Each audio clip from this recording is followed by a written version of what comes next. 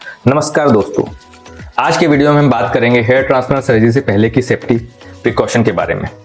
अगर आप hair transplant plan कर रहे हैं तो ये वीडियो पूरा देखें, क्योंकि सर्जरी के रिजल्ट सिर्फ ऑपरेशन से नहीं बल्कि प्री सर्जरी प्रिकॉशन से भी डिसाइड होता है। मैं हूं doctor Vikas Chauhan, hair transplant and cosmetic surgeon, German board certified hair transplant surgeon, FU India Kolkata से, and I am doing hair transplant surgery from past 15 years and I did more than 5000 hair transplant surgeries. तो सबसे पहले safety step. Hair transplant हर patient के लिए same नहीं होता है। सबसे पहले हम चेक करते हैं हेयर लॉस का रीज़न, पेशेंट का क्या एज है, फैमिली हिस्ट्री, डोनर एरिया की क्वालिटी, एग्जिस्टिंग मेडिकल प्रॉब्लम्स। अगर बिना प्रॉपर एवोल्यूशन के ट्रांसप्लांट किया जाता है तो ग्राफ्ट सर्वाइवल नहीं करते, रिजल्ट अनइवन आता है, फ्यूचर बाल्डनेस कंटिन्यू होती है। इसलिए प्रॉपर कंसल्टेशन बहुत ज़रूरी है। Number second is medical history and blood test, जो बहुत इंपॉर्टेंट है। सर्जरी से पहले पेशेंट को अपनी पूरी मेडिकल हिस्ट्री हॉनेस्ट बतानी चाहिए, जैसे डायबिटीज़ तो नहीं है, बीपी, शुगर, थायराइड की problem, heart problem, asthma, allergy, smoking and alcohol habits. Required blood test क्या क्या होते हैं, जैसे कि complete blood count, blood sugar, HIV, hepatitis, bleeding and clotting time. इन सारे टेस्ट का पर्पस है इन्फेक्शन रिस्क कम करना, एक्सेस ब्लीडिंग से बचना, सेफ और हीलिंग इंश्योर करना। नंबर थर्ड पे है मेडिसिन, जो सर्जरी से पहले बंद करनी होती है। हेयर ट्रांसप्लांट से 7 से 10 दिन पहले कुछ मेडिसिन स्टॉप करनी होती है, जैसे कि aspirin, blood thinners, pain killer, without doctor के एडवाइस के। ये बहुत ज़रूरी है। Multivitamin, fish oil, herbal supplements, क्योंकि ये मेडिसिन ब्लीडिंग बढ़ाती है, ग्राफ्ट सर्वाइवल कम करती है। डॉक्टर से पूछे बिना कोई मेडिसिन स्टॉप या स्टार्ट ना करे। Number 4 is smoking and alcohol, जो स्ट्रिक्टली मना करते हैं हम लोग। ये एक बहुत कॉमन मिस्टेक है। जैसे स्मोकिंग में ब्लड सर्कुलेशन कम करती है, ग्राफ्ट को ऑक्सीजन नहीं मिलता, रिजल्ट वीक हो जाते हैं। अल्कोहल की वजह से ब्लीडिंग बढ़ती है, हीलिंग स्लो करता है।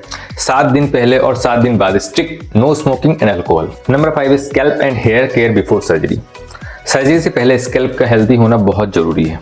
पेशेंट को बताया जाता है कि एंटी डेंड्रफ शैम्पू यूज़ करे, कोई ऑयल, कोई जेल स्प्रे ना लगाएं। इन्फेक्शन, पिंपल, फंगल इशू तो पहले से ट्रीट करना बहुत ज़रूरी है। डर्टी स्कैल्प से इन्फेक्शन का रिस्क बहुत बढ़ जाता है।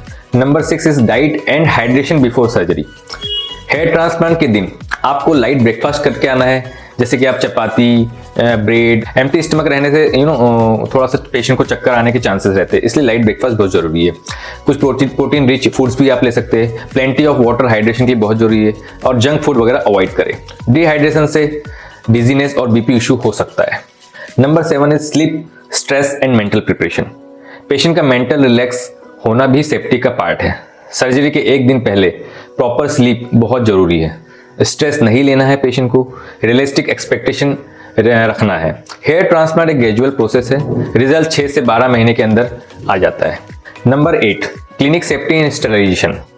पेशेंट को यह भी देखना चाहिए कि क्लिनिक सेफ है या नहीं।